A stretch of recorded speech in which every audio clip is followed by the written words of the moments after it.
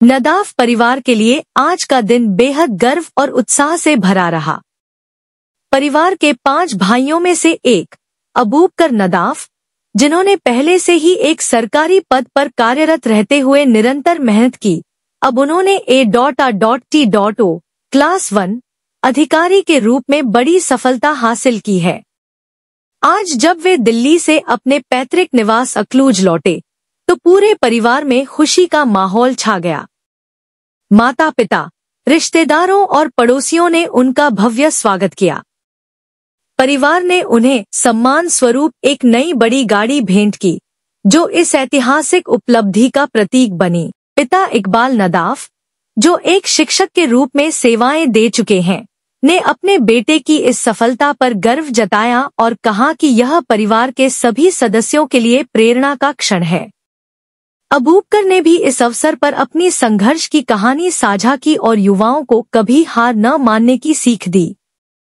मोहल्ले के सभी लोगों ने इस उपलब्धि पर बधाइयां दी और मिठाइयां बांटी।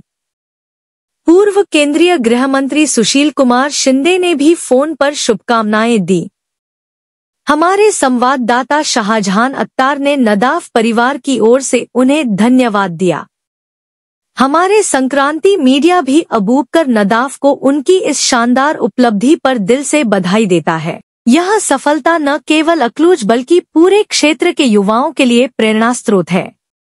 हमारे संक्रांति मीडिया परिवार की ओर से हम उनके उज्जवल भविष्य की कामना करते हैं और उनके समर्पण व संघर्ष को सलाम करते हैं।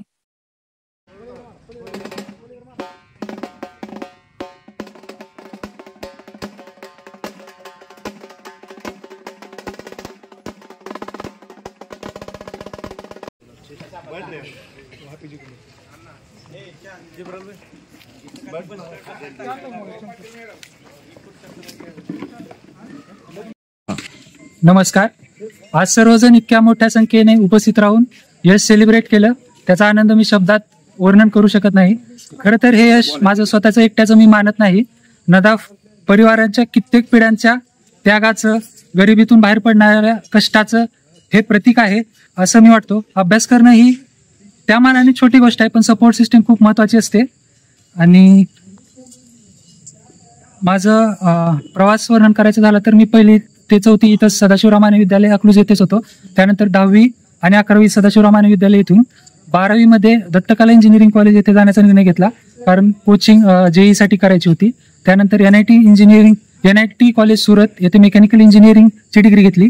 त्याचाच अप्रत्यक्ष फायदा किंवा प्रत्यक्षच म्हणता येईल असं झालं की RTO साठी मेकॅनिकल इंजिनिअरिंगची रिक्वायरमेंट असते आणि त्याच्या जोरावर आज राज्यसेवेमध्ये हे जे यश मिळालं त्यामध्ये राज्यसेवेचा अभ्यास असतो, पण RTO पदासाठी मेकॅनिकल इंजिनिअरिंग डिग्री पण महत्त्वाची असते। मग या दोघांचा संगम होऊन आजची क्लास 1ची पोस्ट मिळालेली आहे। धन्यवाद। मी इक्बाल रसूल नदाफ। आज माझा मुलगा 2023च्या राज्यसेवा परीक्षेमधून ARTO ची परीक्षा तो पास झाला आणि आमच्या शासकीय कुटुंबाचा वारसा असलेल्या आमच्या नदाफ कुटुंबामध्ये त्यांनी पुढचं एक पाऊल रोवून क्लास 1 अधिकारी हे पद त्यांनी मिळवलं। त्याबद्दल आज आमच्या कुटुंबामध्ये संपूर्ण एक आनंदाचं वातावरण आहे। अगदी लहानपणापासूनच मुन्ना अगदी एकाग्र चित्तानं कोणतीही गोष्ट करण्याचा त्याचा तो स्वभाव आहे। 4थीच्या स्कॉलरशिपमध्ये मी आणि माझ्या भावाचा एक मुलगा मोहसिन, मुन्ना आणि अजून एक कॉलनीतली 2 मुलं होती, त्या 4 मुलांचा मी स्कॉलरशिपचा अभ्यास मी घेत होतो। त्याच वेळेला माझ्या ते लक्षात आलं होतं की 4ही मुलं आज यशस्वीतेच्या मार्गावर आहेत। जिद्द आणि चिकाटी या परिश्रम या त्रिसूत्रीच्या जोरावर आज मुन्नानी म्हणजे अबूबकरने आज ARTO पर्यंत क्लास 1 पदापर्यंत मजल मारलेली आहे। इतकं यश प्रचंड मिळून सुद्धा अजूनही कुठेतरी त्याच्या मनात अस्वस्थता आहे। त्याचं कारण असं आहे की सगळ्यात अगोदर त्यांनी UPSC ची परीक्षा दिली होती आणि थोडासा दुर्दैवी घटनेमुळे किंवा त्याचं ते डिसॅबिलिटीमुळे तिथपर्यंत त्याला जाता आलं नाही। ती बोचणी त्याच्या मनात अजूनही आहे आणि याही पुढं आता जसं सुरुवातीला त्यांनी क्लास 2चं पद मिळवलं STIचं आणि ते तिथं राहून त्यांनी तो अभ्यास करून आज राज्यसेवा परीक्षा उत्तीर्ण झाला, त्याच पद्धतीनं मला विश्वास आहे आणि त्याला सुद्धा खात्री आहे की आपण ह्या RTOच्या पदामध्ये सुद्धा राहून करणाऱ्याला आकाश ठेंगणं असतं. ते त्या उक्तीप्रमाणे तो UPSCच्या पदापर्यंत सुद्धा त्या पदाला गवसणी घालेल असा आम्हा सर्व कुटुंबियांना आणि आमच्या सयाजीराजे शिक्षक कॉलनीच्या सर्व आमच्या शिक्षक बंधूंना असा एक विश्वास आहे. आता काल आमच्या सयाजीराजे शिक्षक कॉलनीतील सर्व सदस्यांनी काल एक सत्कार केला, त्यामध्ये सगळ्यांनी ही अपेक्षा बोलून दाखवली की तो तिथपर्यंत आहे, त्याची मजल तिथपर्यंत आहे आणि तो तिथपर्यंत जाईल. अशा पद्धतीने मुन्नाचा आमचा प्रवास आहे. फक्त एकाग्र चित्तानं अभ्यास करणं याशिवाय त्यानं आजपर्यंत काहीही केलेलं नाही. आमच्या कॉलनीमध्ये आता बोलताना बऱ्याच जणांनी सांगितलं तो कॉलनीत आहे नाही, कोणालाच ते कळत नव्हतं. अगदी लॉकडाऊन मध्ये. आणि विशेष गोष्ट ही आहे की बरीचशी मुलं पुण्याला, मुंबईला, दिल्लीला राहून अभ्यास करतात. मुलांनी मात्र लॉकडाऊनच्या कालावधीमध्ये घरी राहून सेल्फ स्टडीवरच ही क्लास 2ची पण पोस्ट काढली होती आणि क्लास 1ची पोस्ट सुद्धा कोणताही क्लास न लावता त्यांनी तो परीक्षा पास झालेली आहे. याचा आम्हाला सगळ्यांना सार्थ अभिमान आहे. आज नेमकं मुन्ना इथपर्यंत पोहोचला, आपण काय त्यांना सरप्राईज दिला दोघांनी, आई वडिलांनी? मुन्ना RTO झाला आणि आम्हाला असं वाटत होतं की शासकीय गाडी त्यांनी आणली. त्याच्या अगोदर आम्ही एक किया कंपनीची एक सेल्टॉस गाडी आज मुन्नाला भेट दिली. विशेष गोष्ट ही होती की त्याला ते माहित नव्हतं शेवटपर्यंत. अगदी आम्ही त्याला सांगायचो की गांधी चौकापासून ते रॅलीला सुरुवात करतोय, गांधी चौकाकडे आम्ही जात होतो. त्यावेळेला ती कल्पना त्याला नव्हती. आम्हाला एक असं सरप्राईज द्यायचं होतं त्याला, सरप्राईज गिफ्ट. त्याचं एक स्वप्न होतं की मी क्लास 1 झाल्यावरच आपण 4 व्हीलर घ्यावी.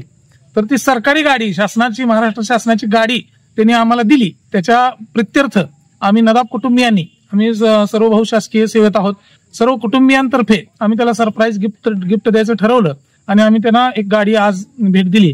आपण पाहिलं असेल त्या रॅलीमध्ये सुरुवातीला त्याचा ते फोटो लावूनच आम्ही ते दुहेरी आज कार्यक्रम होता. तो गाडी घेतल्याचा एक आनंद वेगळा आहे. आणि आज त्याची कॉलनीमध्ये अशी रॅली काढून आम्ही इथपर्यंत आलो.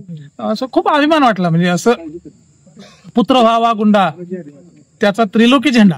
काय नवीन पिढीला काय आवाहन करू शकता तुम्ही शिक्षक म्हणून, पालक म्हणून, शिक्षक म्हणून काय आवाहन? आता शिक्षक म्हणून म्हणजे आमची सयाजीराजे शिक्षक कॉलनी आहे. शिक्षक म्हणून म्हणण्यापेक्षा एक पालक म्हणून मी सर्वांना आवाहन करेन की मुलांना त्याला जे वाटतं ते त्याला करू द्यायला पाहिजे. मी असं त्याला कधीच म्हणलं नाही की इंजिनिअरिंगला जाणार आहे. आता खरं तर काय होतं की त्यावेळेला मेडिकलची आणि आज सुद्धा क्रेज आहे. मेडिकलला हे मुलगा सहज बसला असता, आमचा मोसिन आणि मुन्ना. पण मेडिकलला न जाता त्यांनी स्वतःच ठरवलं की आम्हाला इंजिनिअरिंगला जायचं आहे. मग त्यावेळेला आम्ही त्यांना ते स्वातंत्र्य दिलं. म्हणजे आम्ही कधीही आजपर्यंत मुन्ना काही एखादी गोष्ट करतोय आणि आपण कधीही त्यांना असं वेगळा मार्ग आम्ही कधी सांगितला नाही. म्हणजे हे फ्रीडम मुलांना दिलं पाहिजे. स्वतःच्या मनाने जर मुलं पुढे गेली ना तर ते चीज करतात. Okay, thank you. धन्यवाद.